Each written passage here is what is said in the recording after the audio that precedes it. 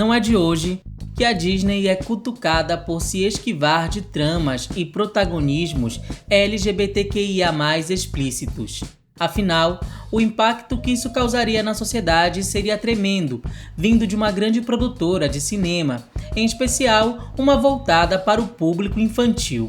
Contudo, a comunidade LGBT+, sempre esteve lá, nos filmes e nos bastidores. Este é o Sociocrônica, e nós vamos dissecar mais um item da cultura pop.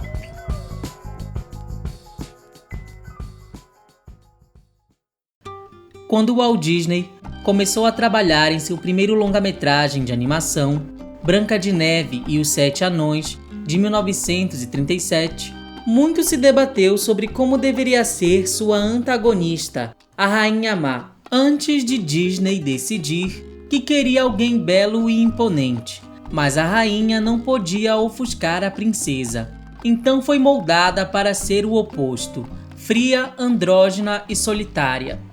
Embora tenha sido influenciada por Ellen Garrigan do filme She, de 1935, a Rainha Má foi criada a partir das feições e trejeitos de atrizes como Joan Crawford e Greta Garbo, mulheres bissexuais, na época com 30 anos e no auge de suas carreiras. Para completar, no original, a rainha foi dublada por Lucille Laverne, que era lésbica assumida, e foi a linguagem corporal dela que foi usada nas telonas para a versão da Bruxa Velha. Se essas referências ficaram nos bastidores, no segundo filme da companhia, eles deixaram as coisas bem mais explícitas. Em Pinóquio, de 1940, aparece Stromboli, o cocheiro, um homem mau, literalmente teatral e afeminado, que rebola e tem cílios e pálpebras coloridas, detalhes só aplicados em personagens femininas.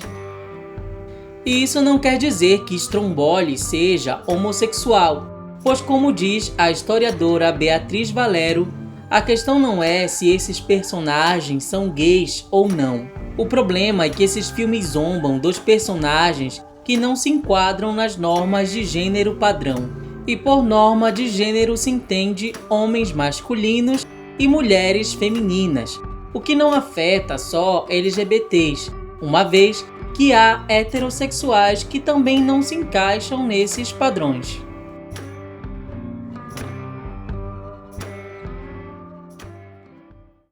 Acontece que a consolidação dos estúdios Disney culminou com o auge da grande recessão econômica que assolou os Estados Unidos a partir de 1929 e motivou órgãos de censura a fiscalizar com mais rigidez o cinema, que era a arte liberal do momento.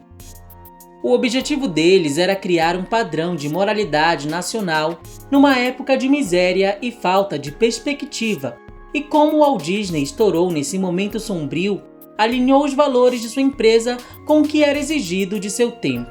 Quando ele e o irmão faleceram em 1966 e 1971, respectivamente, o que conhecemos como padrões de filmes família já estavam bem estabelecidos no cenário.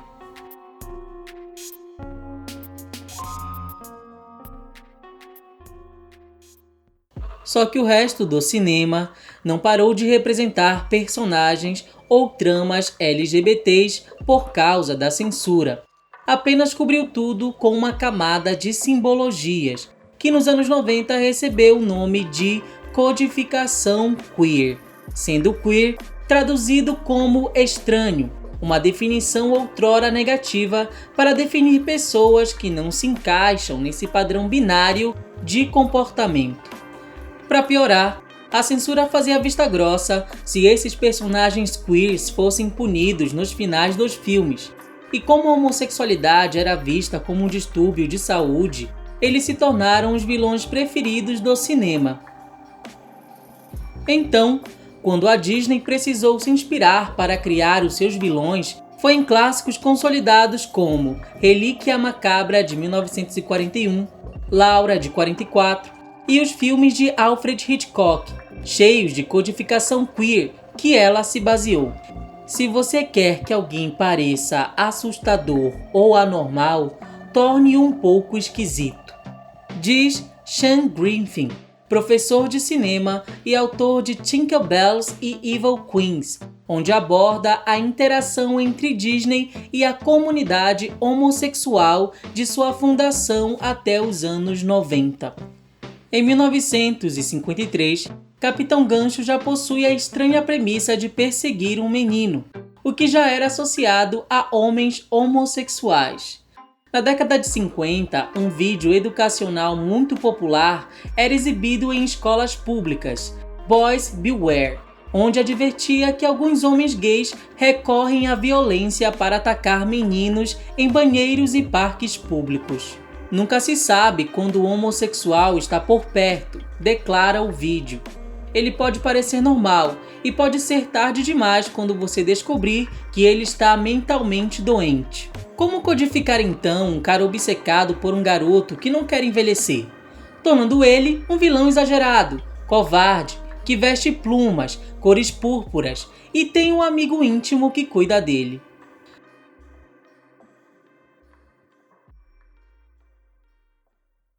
Mesmo quando sequer são humanos, as mesmas características estão lá.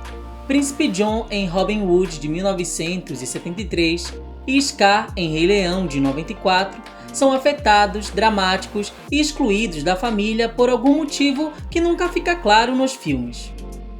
Você não precisa e nem deveria pensar em suas sexualidades, afinal, são desenhos e fazem parte de um mundo fantástico. Mas, inconscientemente, nós ligamos suas imagens a uma orientação sexual específica, a qual fomos habituados a ver como piada e constrangimento. Contudo, a codificação queer de vilões serviu para criar uma associação psicológica na mente das pessoas, particularmente das crianças, entre queer e mal, diz Beatriz Valero. Nos anos 70, quando os códigos de censura amornaram, a Disney passou por um período de decadência. Em meados de 1980, quando se reergueu, porém, não largou suas antigas referências, pelo contrário, abraçou o mundo queer LGBT mais do que nunca. O primeiro longa dessa fase, A Pequena Sereia, de 1989, não só tem uma vilã inspirada numa drag queen famosa, como seu produtor e letrista principal, Howard Ashman, era um homem gay assumido. Ashman nasceu em Baltimore, mesma cidade da drag queen Divine. Quando a equipe não estava conseguindo criar uma vilã interessante, ele sugeriu Divine para os moldes de Úrsula.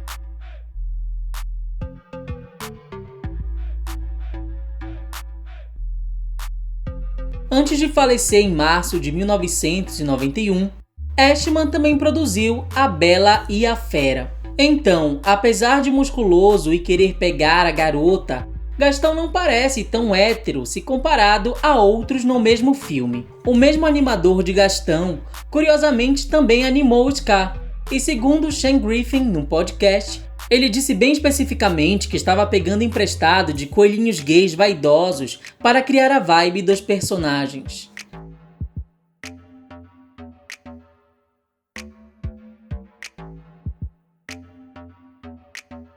Esses vilões caricatos, afinal, foram construídos para funcionar como um oposto do protagonista heróico e, portanto, másculo.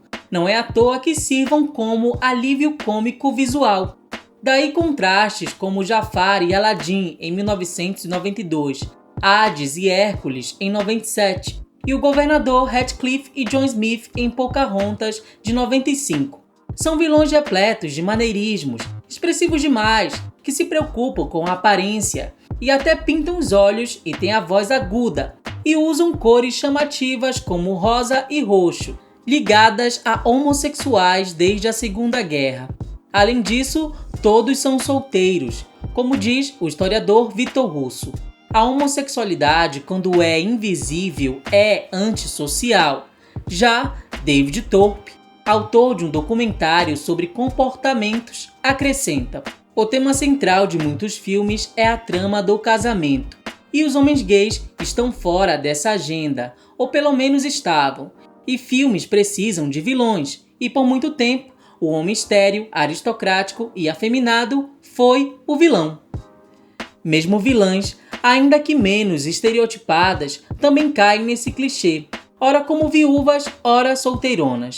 A rainha má, malévola, Cruella, todas têm um ar aristocrático e estéril e não possuem companheiros. Cruella, por sinal, foi inspirada em Tallulah Bankhead, uma mulher assumidamente bissexual que fumava mais de 100 cigarros por dia e tinha uma voz rouca de infância.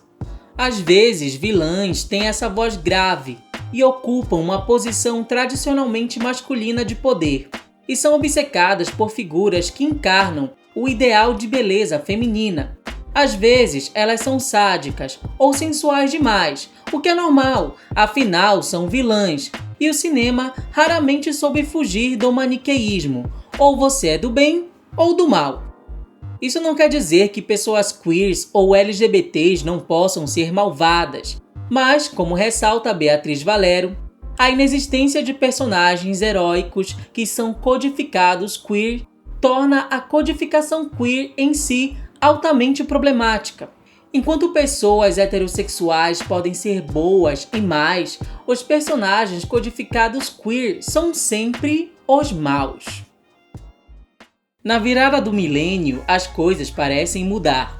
Em Tarzan de 1999, é o herói que dessa vez é sensível, e o vilão é um homem viril comum. Apesar de ser uma macaca, a voz de Terk, amiga de Tarzan, é de Rose O'Donnell, uma mulher homossexual ativista da causa lésbica, o que sinalizava que agora LGBTs podiam ser parceiros dos protagonistas. Em A Nova Onda do Imperador de 2000, Kuzco é facilmente lido como queer e não é o vilão, mas o principal. Filmes recentes também têm brincado com essa linha tênue entre amizade e primeiro amor, como Raya e Luca, agora em 2021. Nada é dito às claras, óbvio, estamos falando de um mercado, e um dos maiores consumidores da Disney é a China, que tem políticas rígidas anti-LGBTs. Se demonstrações homoafetivas ainda são tabus na Disney, retomar velhos clichês aparentemente não. Em Jungle Cruise, de 2021, todos perceberam que pela primeira vez um personagem quase se assumiu. McGregor é afeminado, se preocupa com a aparência e é sensível. Ele não diz por que não consegue se casar, mas nós entendemos. Ok, mas ele não é o problema, é o vilão alemão Joaquim. Ele é caricato, teatral, refinado, histérico, o oposto do papel de Dwayne Johnson, bruto e másculo, algo que o próprio vilão até admite no final, ao pegar em seu braço admirado e dizer: "Que garotão forte". E isso sem comentar a queda de Hollywood por representar nazistas como gays no cinema, o que daria pauta para outro vídeo.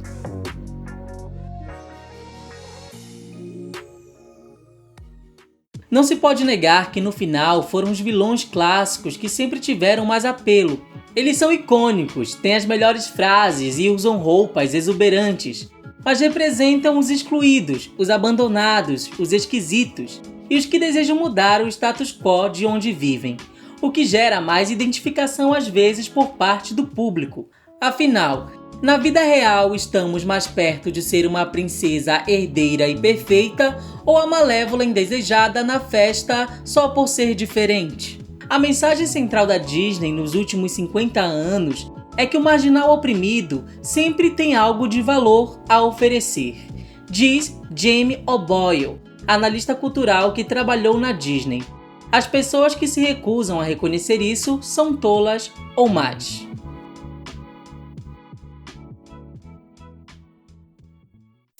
Claro, relacionar revolução e revolta a coisas ruins sempre foi uma maneira sutil do cinema de influenciar e apaziguar a população.